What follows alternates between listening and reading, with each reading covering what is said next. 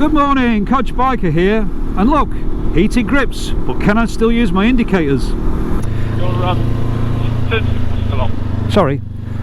No, that's one of the things I was testing. That was it. Can I turn the signals off with the hand grips? Obviously not.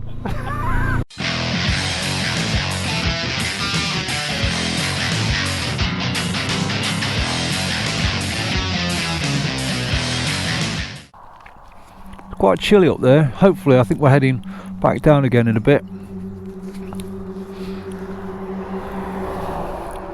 Maybe it'll warm up.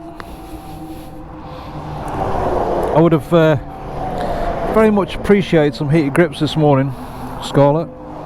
You are weak. I am actually. My hands are very cold.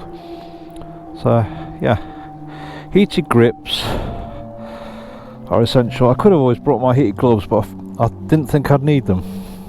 How wrong I was.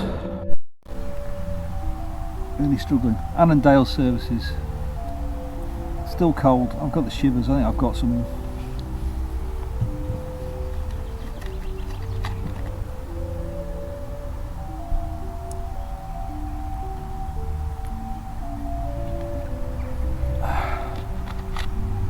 Not good.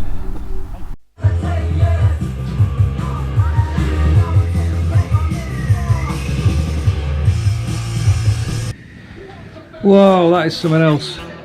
Blimey. And these are something else as well, although they look quite familiar to me. The package arrived a bit broken, but let's have a look inside. Anyway, I did ask UltimateAddOns. I emailed them and asked if they'd send me a set of these to review, but they've just ignored me. Sent 3 messages, ignored 3 times, so I'm not worthy.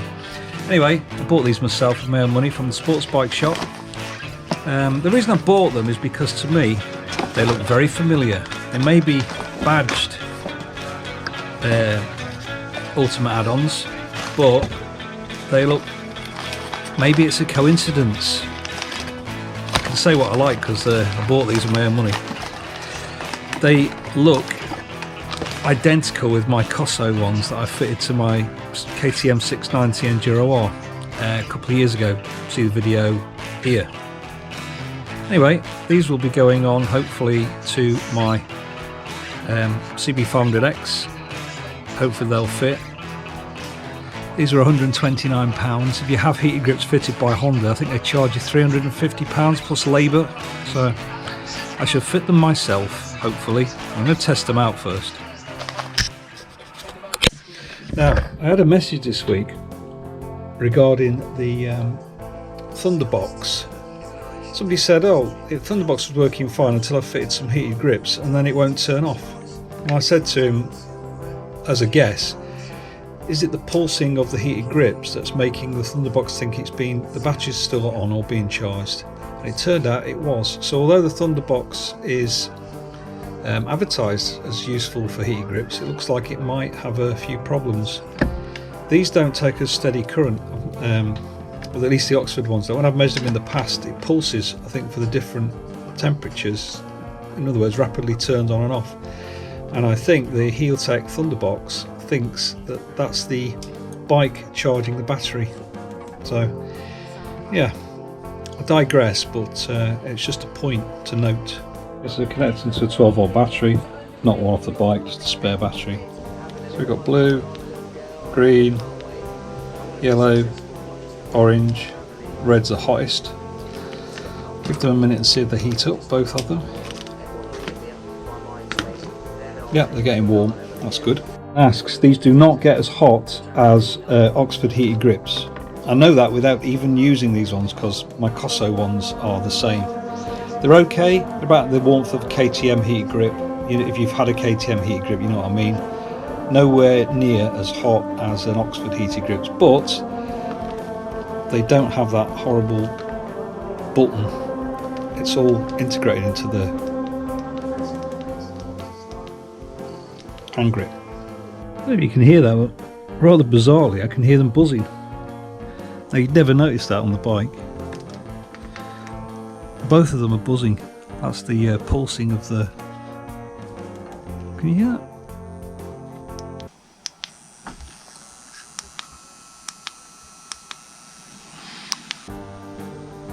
Yeah, You can actually hear them buzzing. They are warm though. Homeward bound, I wish I was. I've got grip puppies on and the SW Motec handguards. It's all got to come off. Never mind, eh?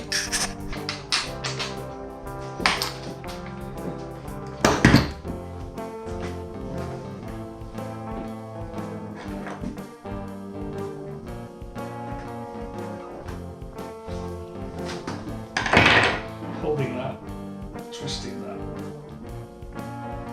Grip puppy. Very soft.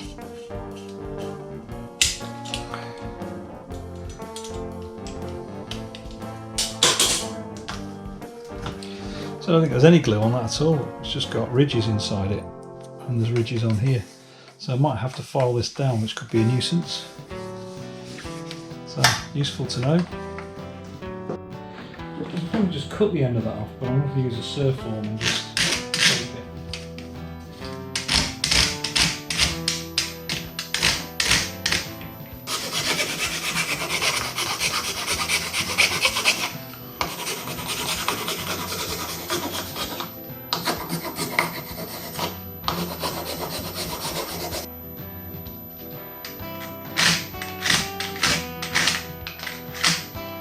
There's a faster way to do it, but it's a bit rough. Surf form.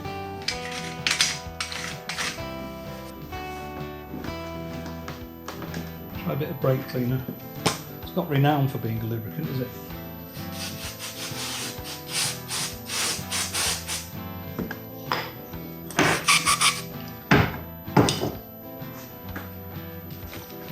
That's helping.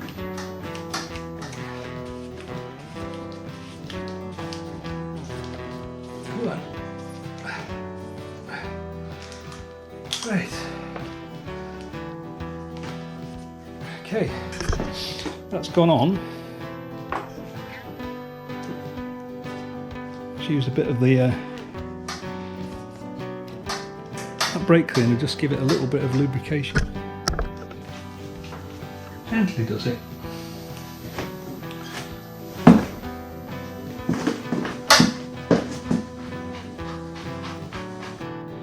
Right, just about cleared. Well, I did have to cut the clutch side.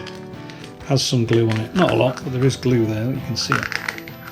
Obviously, if you remove these, it's a lot easier to remove those weights. You could have got them out much easier. See where I've scratched it, getting them out. But if you remove the grips, the bar end weights would have been easy. So the clutch side heated grip has a lot thicker wire because it has the control line into it, which obviously then goes and feeds the other hand grip. So it's going to be problematic as to how to fit this wire. That's the one downside of these compared to the Oxford. The Oxford has a horrible control button. This has the control button built into it, but then consequently you get a thicker wire. I have to say I've never had any problems on my 690.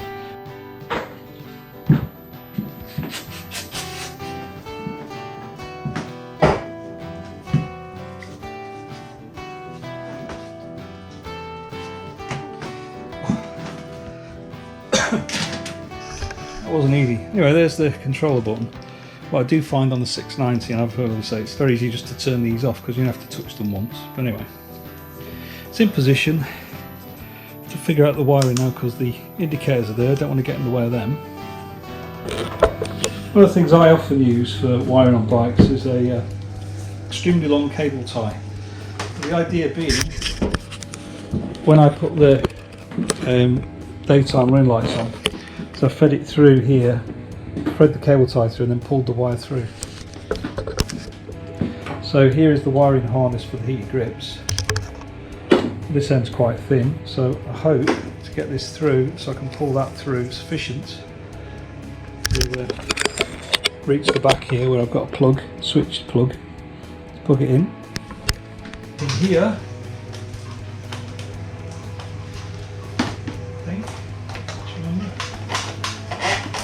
head in through there, come out through here. So I think the strategy is going to be, let's split apart of the harness because the wiring from the handlebars reaches down easy. I might fit the splitter inside the headlight front bracket. It's out of the way then. If I can fit that in there, cable tie it to it, and then feed the wiring back through. It's out of the way of the forks then. The forks can never touch it. Probably can't see that, but I've cable tied it. I'm going to put another couple on it. Up on top of that bracket there, out of the way. Those fitted up there quite nicely with 3 cable ties. 1, 2, 3. As it comes from here. Okay, let's see. Yeah, it's come through. Everything moves in there fine. The wiring's fastened in out the way. Nothing's going to catch on the forks. We've got full movement of the handlebars. So all that remains to do now is to fit a plug on here. Okay, you may or may not know, but there is on the back of here, on the OEM bike, a switched, I think it's 10 amp accessory lead.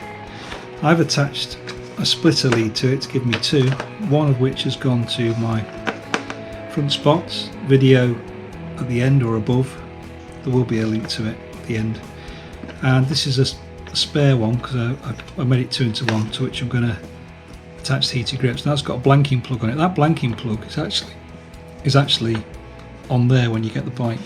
So unremove the plug. From memory, purple is positive, green is negative. Okay. Soldering lenses. Soldering is complete. Check the connections. Purple to red, red to purple. Red, purple.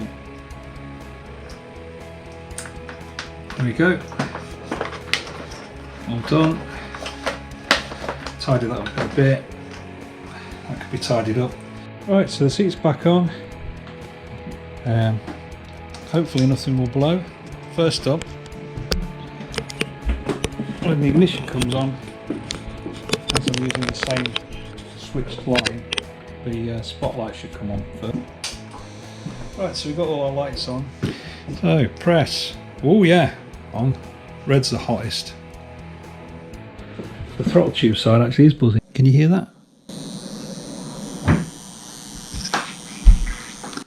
Never noticed that before on the other ones. But then again, usually the engine's running on the bike. Well, they are warm. So, next time I need them, I've got them. Yeah, so I'm out riding with the new heated grips today. Just turned them on blue, green, red. I don't actually need them because it is August, although you wouldn't believe it looking round.